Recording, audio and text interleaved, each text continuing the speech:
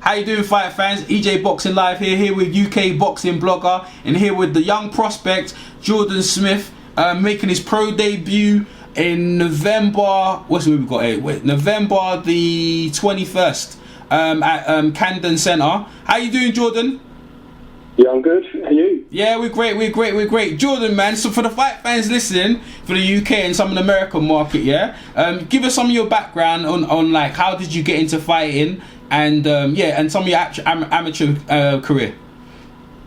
I got into boxing when I was kicked out of school. I used to train 6 hours a day instead of going to school. I started in the amateurs. I couldn't get much amateur fights because of being a 5'10" flyweight.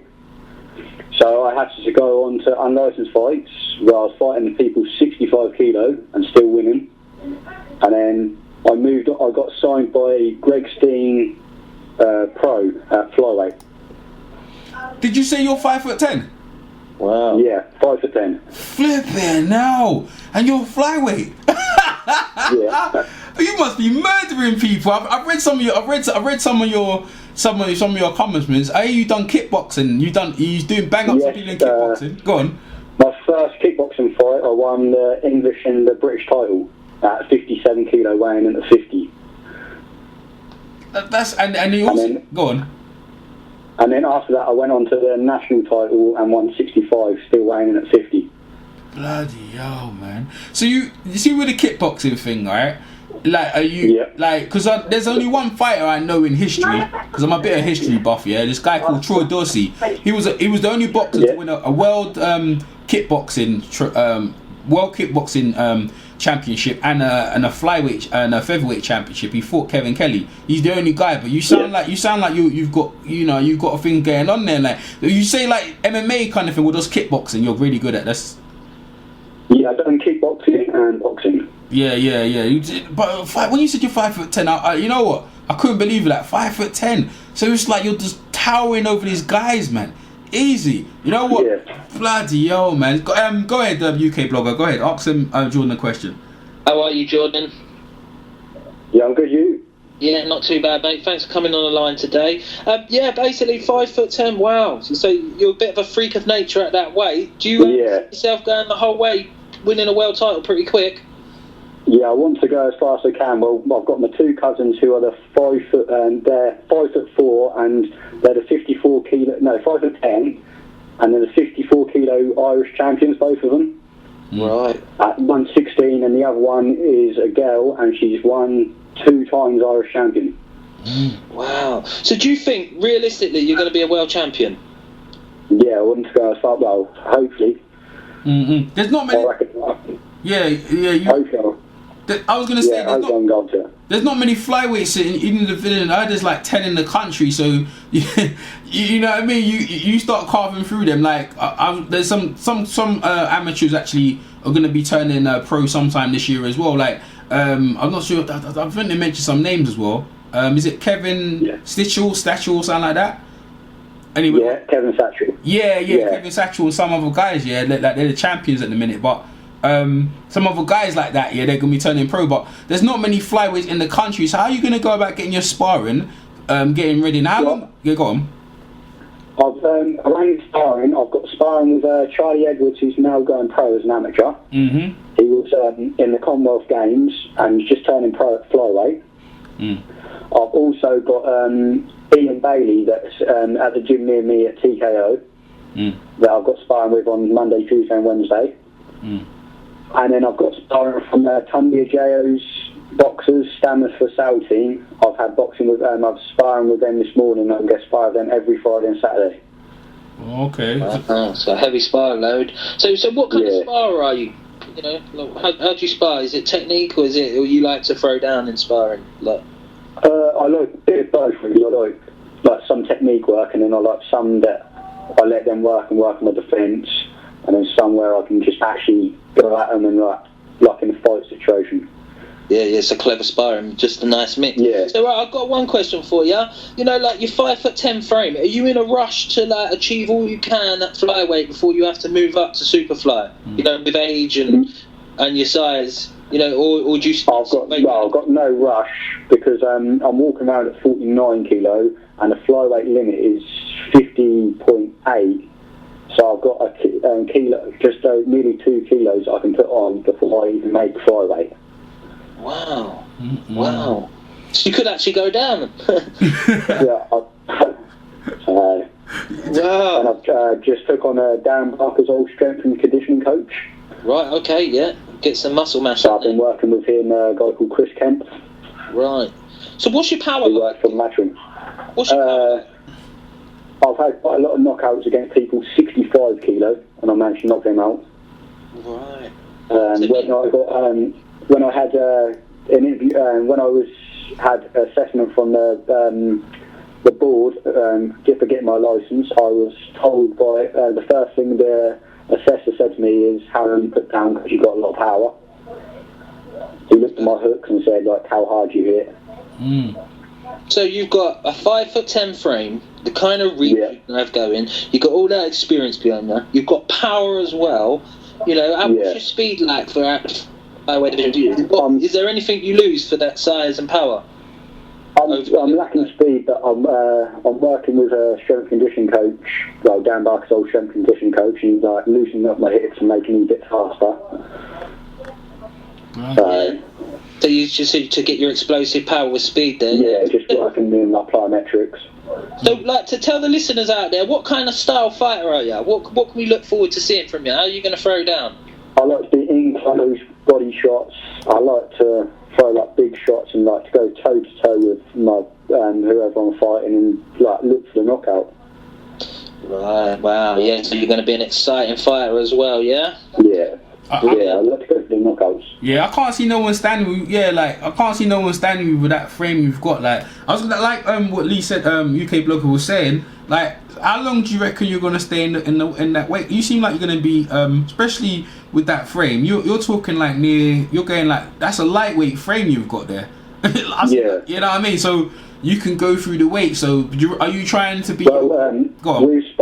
Me and my manager spoke about maybe possibly moving up, but we said like get the license, have a few bouts, see how I feel, and then move up because a lot of my family have all stayed around 54 kilo until they're in their 30s. So they just said there's no rush for me.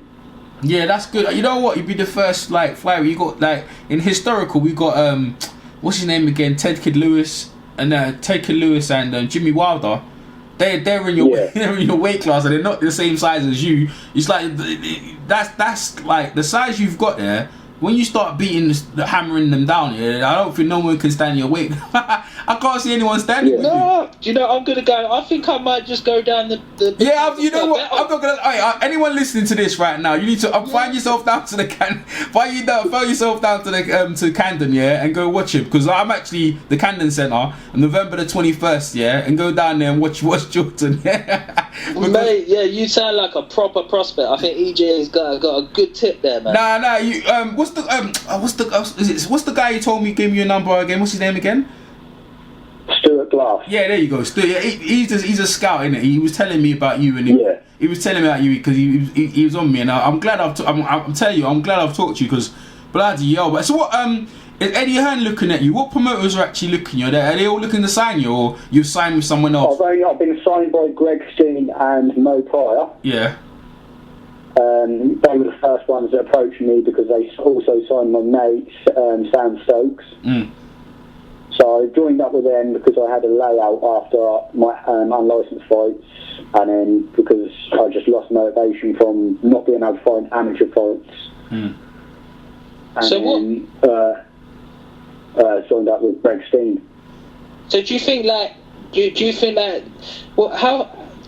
got the contacts to be able to get? Do you think they're going to be able to get the fights for you in the short frame of time that you probably want them? Or do you think you'd like to have a bigger promoter like Eddie Hearn and that to try and get you there?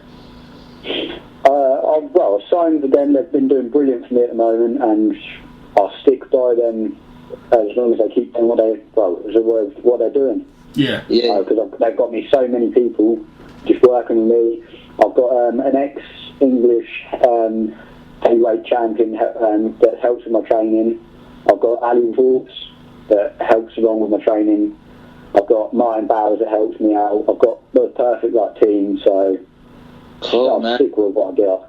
Right, so you got it all met, you got it all there, you got all the attributes. Wow. So let's talk a little bit about what kind of like inspired you to be a fighter then, if you don't mind. What kind of fighters did you like when you were growing up? Like who influenced you? Henry Cooper. Yeah.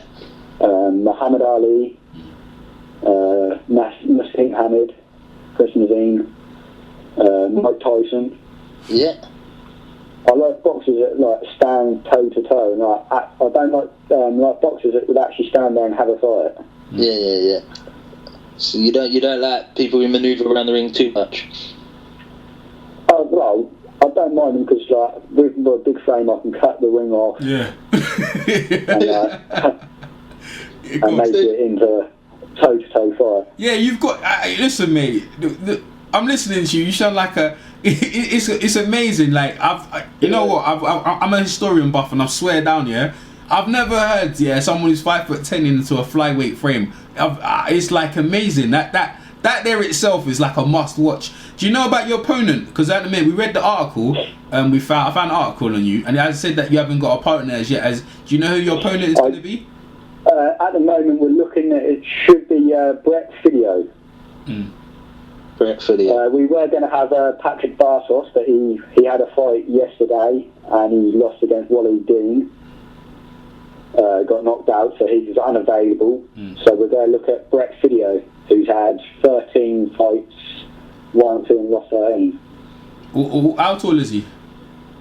I'm not too sure on his height. I haven't looked at him too much yet. I leave my trainers to look at them, and I just get on with my training. They usually at that weight, they're about 5'5", 5'4", you know. About 5'4", I think he's 5'2" or something, isn't he? Is he 5'2"? What, Brett Video? Yeah, he's like 5'2", man. Fucking hell, man. Yeah. the average flyweight is about 5'1". Yeah, that's for the fight fans listening there. I hope you're getting a boxing lesson there, because I'm telling you, mate. I'd like to see, obviously, I'd like to see if you could stay at that weight class and obviously do well, because there's only 10 flyweights in the country. So you're gonna most of the fight. I was talking to UK boxing blogger off air. I was saying to him so the most of the contenders you're gonna get are from Mexico, Japan, and then from Thailand. They're the main country champions and everything, and also got some from Nicaragua. I don't know if you know about El Chocolito Gonzalez. You're usually from that weight class, so you're gonna have to travel. Or let me ask you, your fan base. How's your fan base so far? Your tickets, are you a big ticket seller at the minute, or just working on that stuff? I've got a good fan base. I've got loads of family in all different places. So I've got it's building up at the moment. But I'm just starting out, and hopefully it'll get bigger as I go. Yeah. Because a lot of people get interested as soon as I say I'm a 5'10" flyweight. You damn right. You damn right. Me. Look, you got me, and my eyes popped out of my head when I heard that. I mean, Stuart, he didn't tell me he was your size, because right now, obviously with this interview, we're gonna pass it around, and we're gonna get everyone behind you. Hopefully, everyone behind you, get people come down to watch your fight with this interview here. And we're gonna track your career from here on now. So this is really interesting stuff you're telling me. Like, average don't normally get, like I said, a 5'10" flyweight, and you're 21 years of age. 20. To 20. Oh, so it's okay. All right. That's well, you young. Everything in front of you. Everything looks bright. Yeah, it's amazing. Anything else you want to say? UK boxing. Yeah, man. Well, one, I'm surprised to hear, I'm just going to concur with Errol there, man, at EJ Boxing Live there, because, man, I would have thought the first thing that come out of your mouth was, I'm going to use that 5'10" frame to box around the ring and just outbox these guys, because, Roman Gonzalez, the clear best in the division, 5'3", man, how do you think you'll do against that guy? Because, from listening to him, man, after a few pro fights, I reckon you could take him out. Or is that too optimistic? I don't like to keep people at rank. I like to get in and show them what I'm not just a 5'10" flyweight. I used to get in with people 6 foot middleweights, and I used to throw my body shots and hurt them. And I know that people my weight, my body shots can hurt. Yeah, you sound like I like to get in there and throw my body shots, and like to show people they're in a fight. I don't like to just move around and throw one shot. Do you think you could hurt like Roman Gonzalez, the best in the division? Do you reckon you could beat him if you went up to him? In time, I reckon I could move up and just.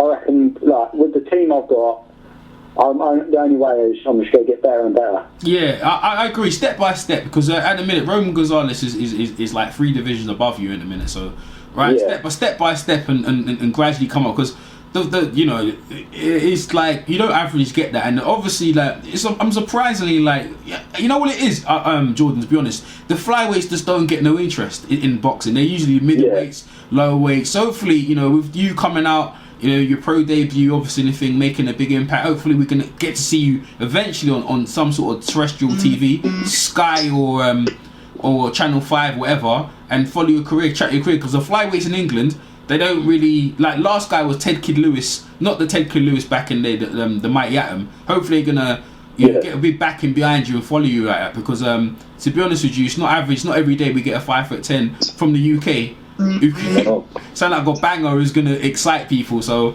it sounds exciting, man. It sounds exciting, boy. So training's going pretty well. Like you said, you was in the gym before we called you, innit? Yeah, it's brilliant. Yeah, it's going good. All right. Yeah, it's the best I've trained for a fight. Great, man. It sounds great. Go on, Lee. So yeah, like just to, like when you get to a world title fight, like God, like hopefully you get there that fight. If you get to a world title fight, if you have to, will you abandon your policy on fighting style if you need to use that jab and box smart? If I need to, I will. But I like to throw my jab just to like test it out, and like because I've got a powerful jab, and I like to throw the jab and then get in behind the jab. So I like to throw my jab, then I like to follow up with my cross and then throw in my body shots, come in, and like once they've like felt my jab to moving back, I get them off balance and I'm coming, and then I'll go to work and like just staying close and like throw my big shots. Well, what's your defence like, man? Like, what do you pride yourself on having a defence? Do you cover up? Do you ride with punches? Do you counter, throw when they're throwing, or do you? I don't really pride myself on the defence. I like to go toe to toe and just bang with the guy. I know my shots are going to be harder. Yeah. So I'm not too bothered on their shots. That's brilliant, man. That's well exciting. I can bet that you could get well far and probably be world champion because you got all the attributes. But is that something you're going to be working on over your next coming couple of years on the way to a world title? Over the next couple of years, I like to just move up as far as I can. My management have already said they want to get me looking at maybe a Masters English title within the next year or so, and just moving up, get the right training, make sure I'm fully prepared for each fight, and then take the fight step by step. Yeah. I don't know if you know about this guy called Diego Corrales. At the time, he was a featherweight, super featherweight. He was massive for his weight. He was 6 foot near. It was near your height at featherweight, super featherweight. And your weight, like that there, you're a giant. You're a giant right there. And to be honest with you, they're probably going to fast track you because I don't think no one can live with you in the ring, and you'd be struggling for opponents, mate. Because when they hear you and see you coming, and you sound like you're putting. I've already struggled so far. We've been phoning around, and we've had people we've had some English opponents that have said no. Yeah, you damn and right. then we've had some people we've had to call in foreign opponents to make sure I get a fight. Yeah. See, then, the English Masters title, man, in a year's time, don't you think you'll be beyond that by that time? Or is that just... it's just, they're just saying that for the moment, just to, keep me pushing along. Yeah, they have to. Yeah. Because you know what it is, really and truly, within your 5th fight, it really and truly, with your 5th or 6th fight, you could be challenging for a European or a world title, because in the flyweight divisions, it's like you said, in England there's no opponents in it, and you got to go abroad, innit? Or you got to bring it over, and that's expensive. So you might as well just go for a world title, innit? Yeah. So maybe in your 10th fight you could be challenging. We don't know that, but the future looks very bright for Jordan. So have you got a name, or is this Jordan Smith?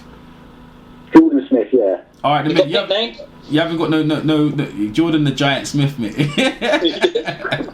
Yeah, but my manager has looked at Jordan the Hammersmith because of the power and the punches. Yeah, you try and think of it. But we haven't come up with a nickname yet. Yeah. I'm sure you come up with a catchy name as well, man.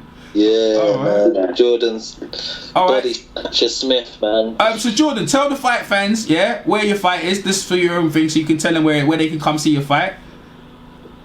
It's on November the 21st at the Camden Centre, which is just across the road from King's Cross Station. The tickets are £35 for standard or $70 for ringside, and they can be bought by contacting me on 07906 876 139.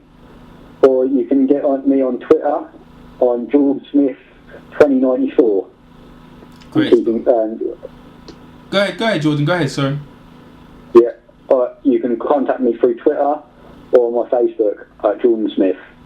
Right, there you have it, guys. You know, you contact Jordan Smith and get down there and watch him on the 21st of November. Yeah, definitely, man. You've definitely got a champion in the making, Jordan the Prospect Smith. So hopefully everyone get down to going back in. We're gonna track his career from here on now and see Jordan's progress. Jordan, we appreciate you giving us your time on your Saturday after your training. And tell Stuart I'll talk to him soon, and we'll catch up later, Jordan. Alright then, thank you. No problem. Have a nice day, Jordan, man. See you, mate. Yeah. Alright, bye. Bye. Bye.